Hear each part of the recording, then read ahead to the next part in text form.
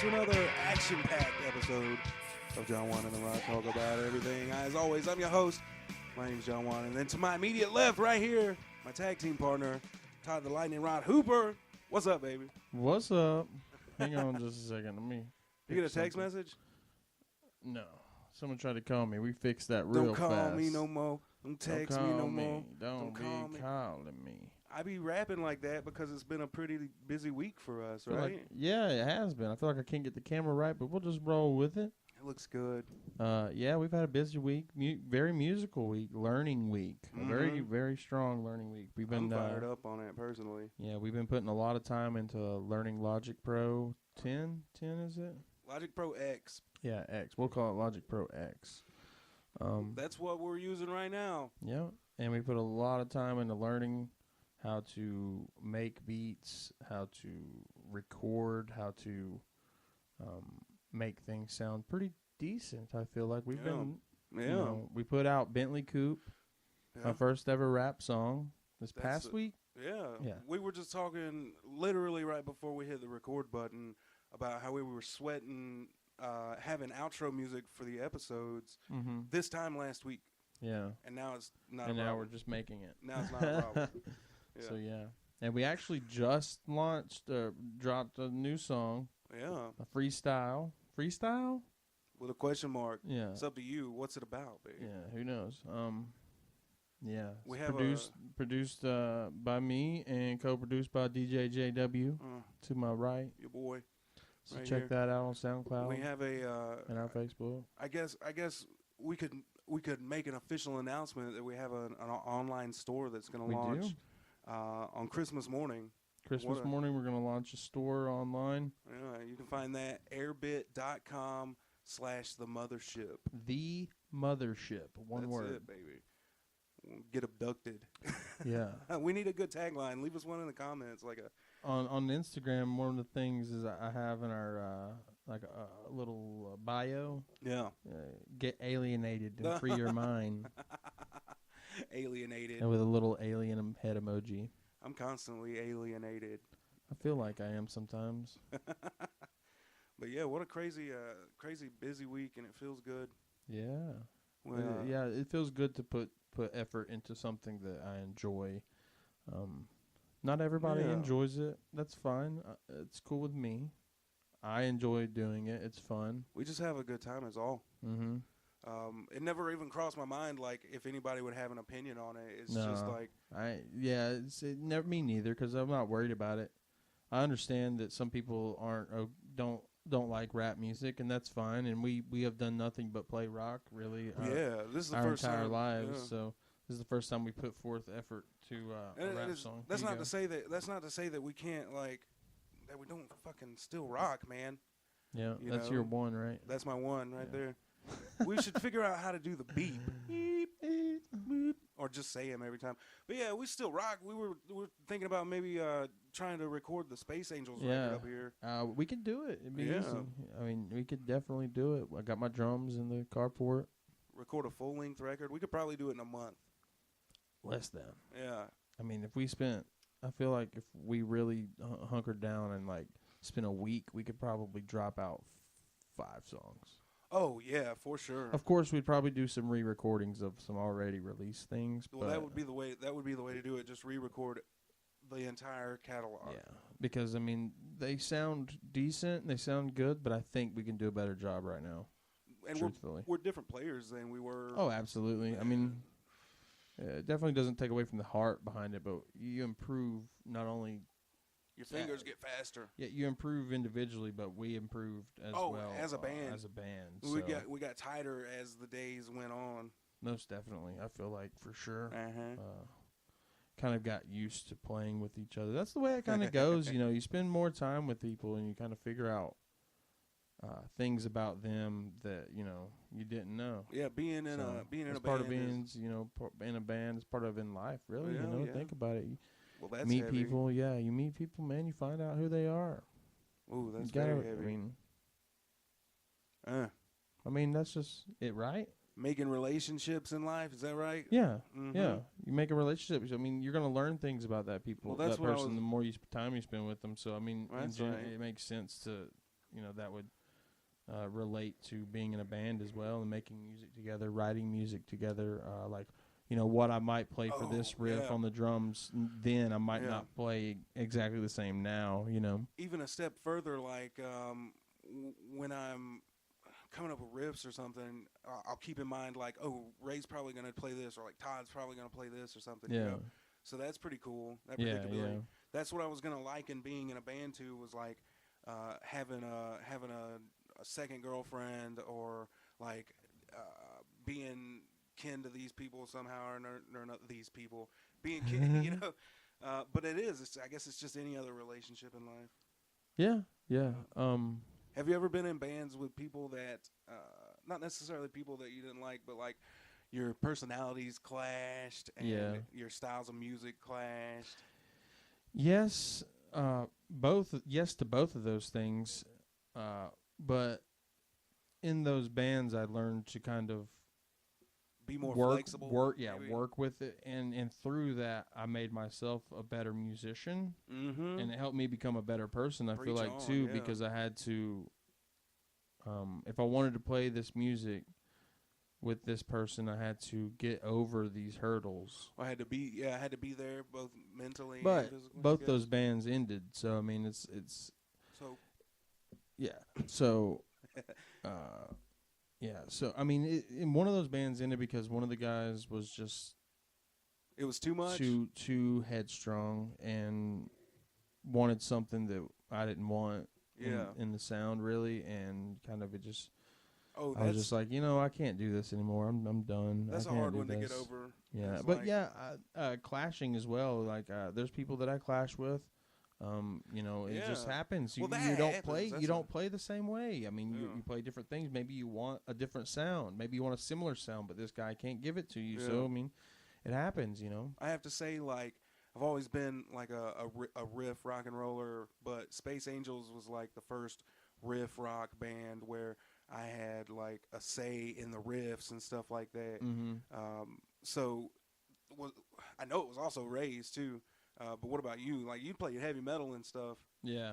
I'd never done that. Did I have a say in the guitar writing at all? No. Was that different? Was that different for you? Like when you came in and it wasn't like, it was different in a sense. I mean, we got some metal riffs and stuff. Yeah. It was different in a sense of like how the songwriting process went about.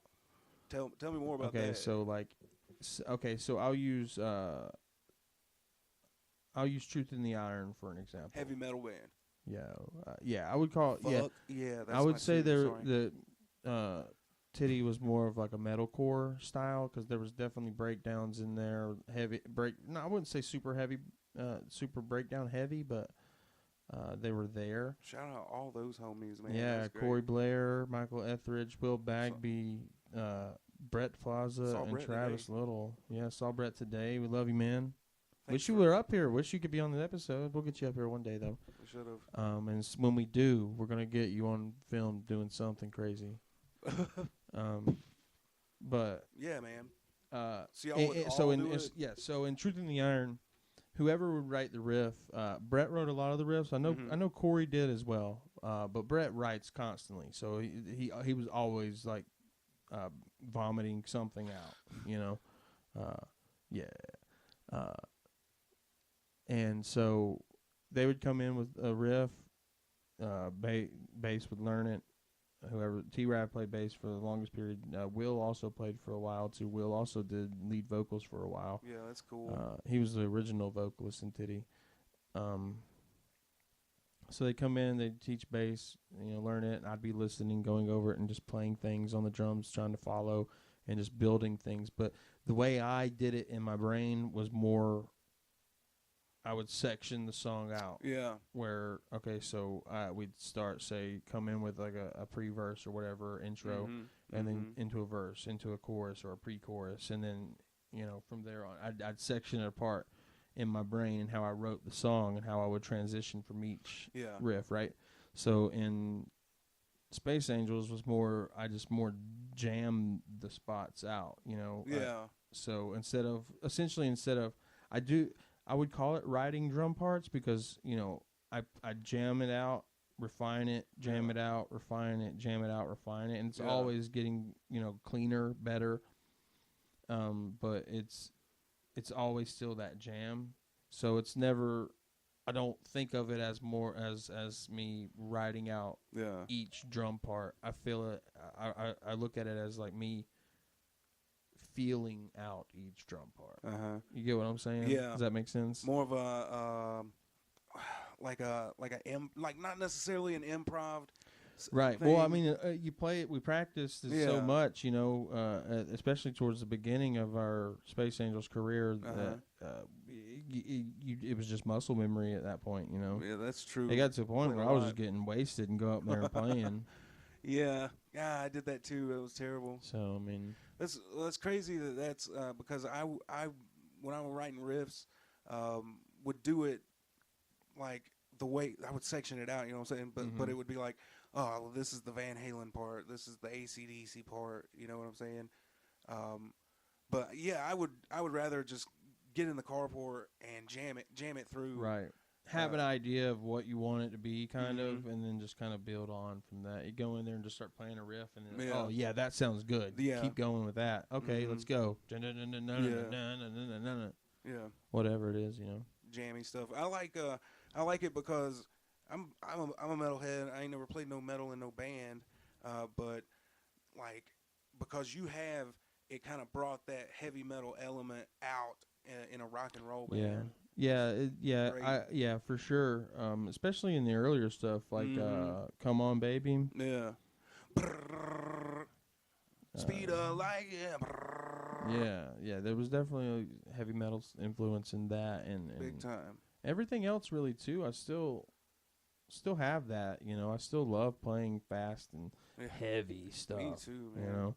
But I also love grooving. You know, I love getting in the pocket and just grooving, hitting that ride, and just going with it, baby. Yeah. Make your backbone wiggle. Mm-hmm. Make you want to jiggle. That's also like the reason your new beat. When I was out of town yesterday, in just a few hours, you had this new beat, and I'm like, whoa, these drums sound great. And that's the thing. It's because you're a drummer, because Todd's a drummer, all the drums always spot on. Yeah, awesome. that beat. I feel like is the best beat I've done so far, but I'm really proud of the melody that I put onto it because I don't play.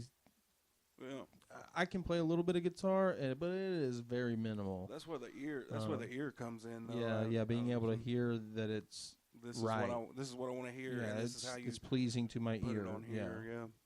Yeah. But that's where the learning of the logic and stuff and watching all them YouTube's videos.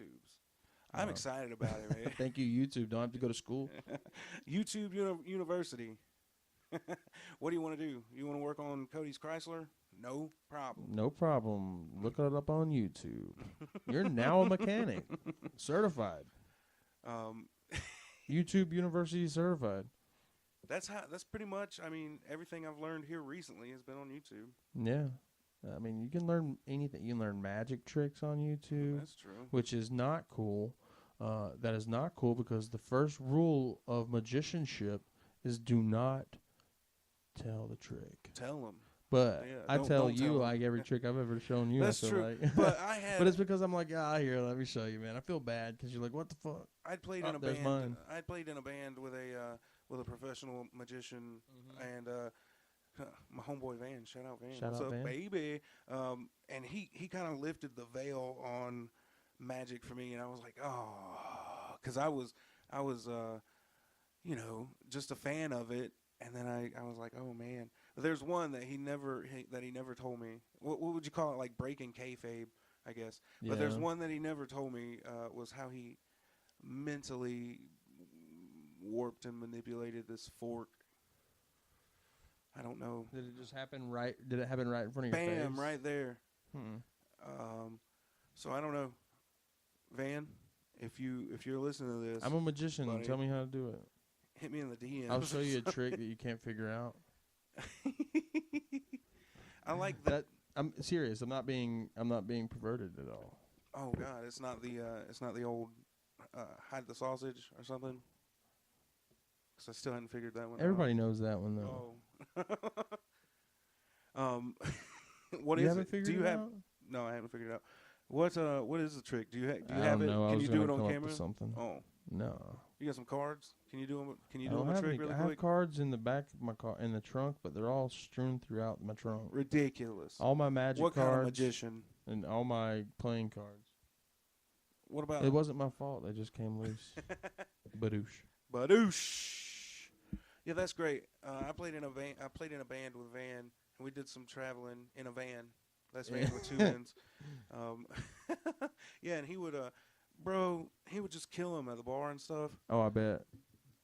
Bada bing, bada boom. It's a Digimon. You know what I'm saying? Or it's the Incredible Hulk or whatever. This is the Digimon. Where'd that come from? That's a magic trick. Yeah, But I pulled it out of would, nowhere. He would just kill him. He would just kill him, and then go play an hour-long rock show. It was great. That's awesome. I would do it after the rock show and then take the babes home. Yeah, boosh. Let me show you another magic trick. You got to come to the hotel room now. I am morally obligated to not talk about none of that kind of stuff. Yeah, so it's okay. I can neither confirm nor deny. Is that your wedding ring? Yeah. That's sick. You just moved it from moved this hand to the other. Yeah. Yeah, you got to get another one for the other hand though, because that's the rocker hand. That's the rocker ring, right? Well, see, I got the. Because that's how you. That is. I gotta get one for the JonWan noise. Yeah. I got a skull right there. Yeah. Boosh. Very nice. Yeah, man. I forgot about the rocker. I don't forget about it because I love it. Because I'd never heard anybody do that before, just in a solo, just with their ring on a string. It sounds like Kerry King. It's crazy. Here, and let me move this over. And we can teach you how to do that stuff, right? We can. For a price. For a price. Your soul. Magic tricks. That's what I'm saying. I like magic, and I like to do magic tricks on the guitar. Oh, how'd he do that? You know what I'm saying? Yeah. I remember one time we played a show, and shout out my friend Corey Childs. This is Spires. Love you, man. You're cool.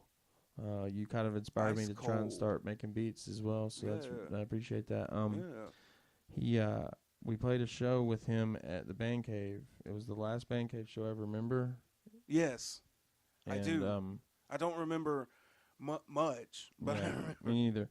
I remember we got done playing, and Corey came up to me and he's like, "Hey, man, were you switching feet with switching feet with your lead kick? Yeah. You know, does that make sense? Did I say that right? Say leading with different feet. Leading with this one. Yeah. And I was like, yeah, I was, because I had been practicing getting my independence between my feet up. You know. Yeah. And he noticed it, and I was like, that's yeah, cool. Man, that's awesome. Thank you for seeing that. I appreciate that. It made me feel really good, you know. That's great. And they do, you can hear that there's a difference.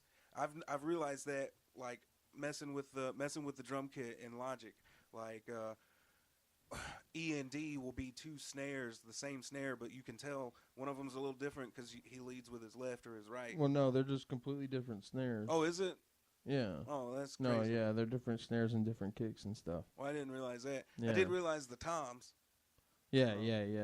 No, they're just completely different snares. That's why on one kit you can have a clap and a snare. I don't have the clap no more, man. What are you talking Sorry. about? Yeah, I said kit. I said kit. I didn't say JonWan.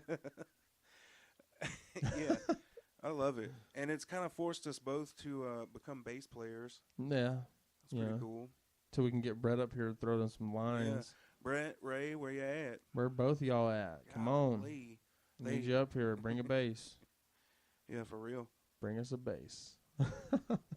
Hashtag bring us a bass. Yeah, hashtag bring us a bass. Let's get that trending.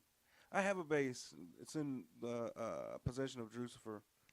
Wherever he's at. I got a lot of missing friends. Chainsaw, Drucifer. Yeah. TLC was Sunday. Oh, that's right, man. And then Did you watch Raw? I watched a little bit of Raw. You watched? And I passed out. And I watched Vince come out? I saw clips of it. Yeah. And he basically was just like, they were all just like, sorry, we muffed up, man. Hey, yeah, sorry. Which was weird. I mean, you don't expect that, especially from the McMahon family, but not from Vincent K. McMahon. You're fired. Yeah, that's crazy. I love wrestling. Man, that triple threat TLC match between the women's though. Oh yeah, that they brought down the that was a good one. house, bro. Asuka won that one. Yeah, That was a great one. I'm glad she did though, I am but too. man, that match was just crazy good. Watch your thumb there. That was a good one. What else was good? I know the little Braun Strowman segment. It wasn't like a good wrestling match, but that was pretty cool. It was entertaining. I'm a mark all the time for dumb stuff like that. It was entertaining. Yeah, you know, and that's what it is. You know, mm-hmm. Just as long as you're entertained, it's good. But as long as if it's bad entertainment, which it has been lately on Raw. And yeah, they addressed that, which is crazy. Which is weird. You'd think they wouldn't, but they did. Which is also, you know, I'm glad they did because it was unexpected. You know. Yeah, I'm not one of those people that are like, "Oh, Raw sucks, Raw sucks." Like, I still love it, and it's like that's pretty cool that they listened to that. And stuff was getting kind of stale. Very much so. You know, what was it? A few weeks ago, they had the worst episode of Raw ever. Supposedly. Yeah, they called it the day that the WWE killed wrestling. That's what I'm saying. Like, there's a lot of people out there that are like, oh, you know, forget the WWE, but like, really, bro? No, man, I still enjoy it. Yeah. Don't get me wrong. I'll watch all of the types. I'll watch Ring of Honor, New Japan if I can, but I just don't have the way to do it. Yeah, I just don't. Yeah, that's exactly it. So, but I do watch it on YouTube whenever I'm like scrolling and I'll see it. I'll pull up some stuff. Like I watched the.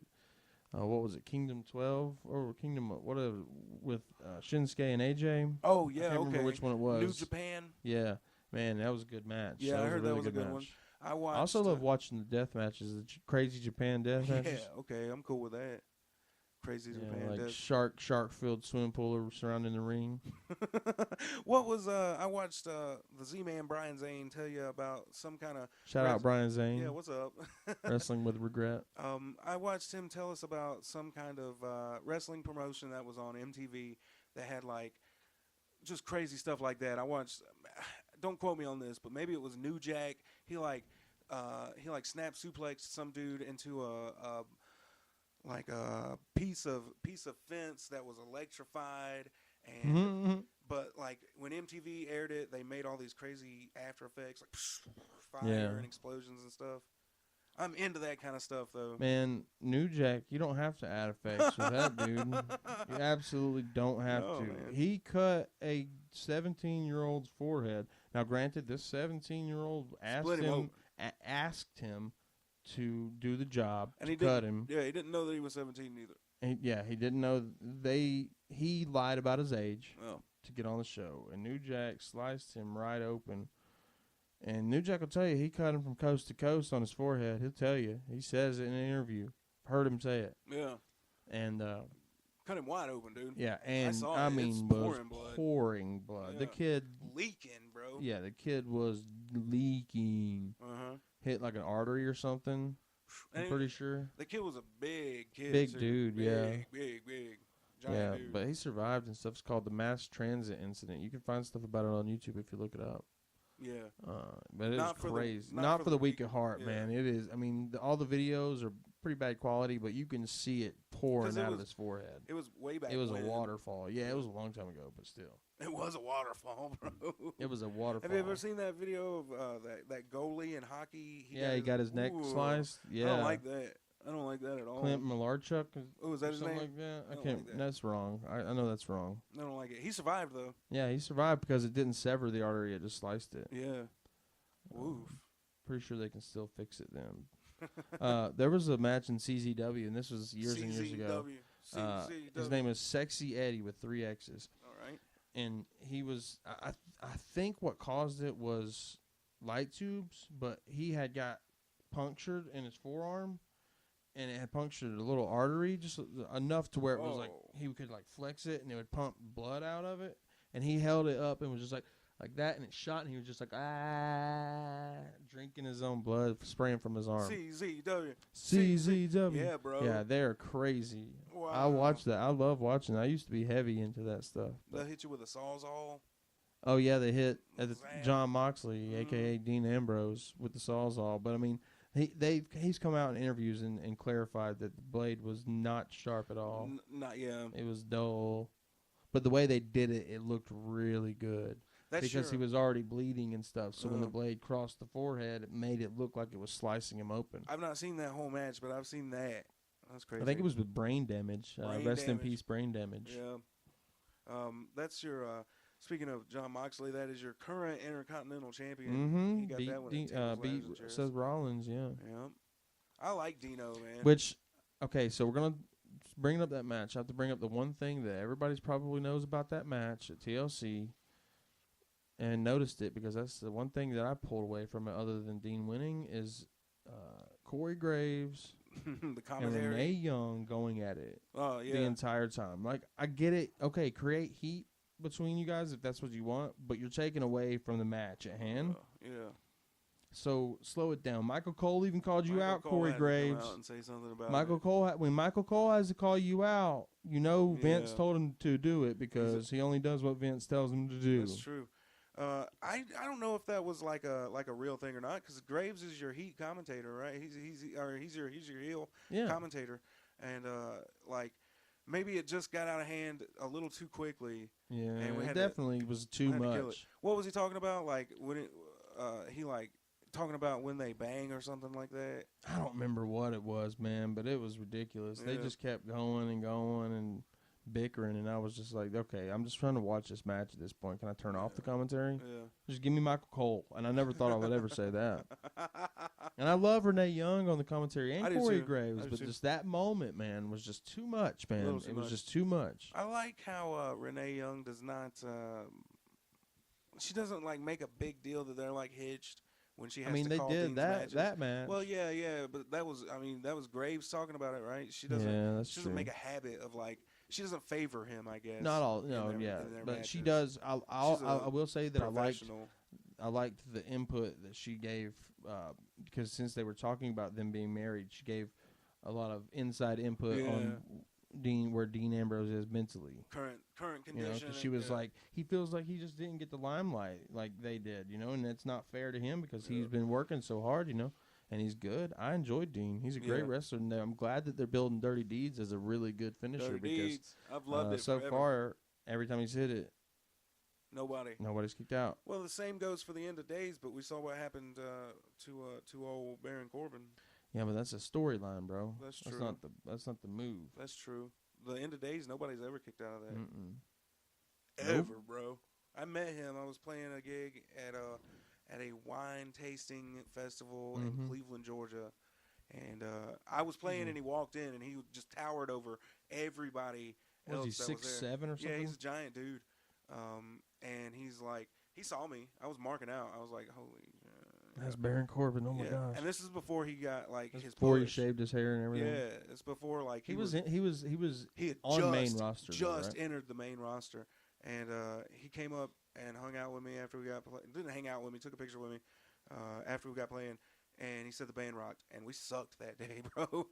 Imagine if the Angels were up there. Yeah, he would have loved that. He's like, "Can I get that song y'all played for my intro?" Yes, bro. Yeah, no Give problem. us 200,000. Give us 200,000. Give us $250,000 and you can take it. Yeah, for real.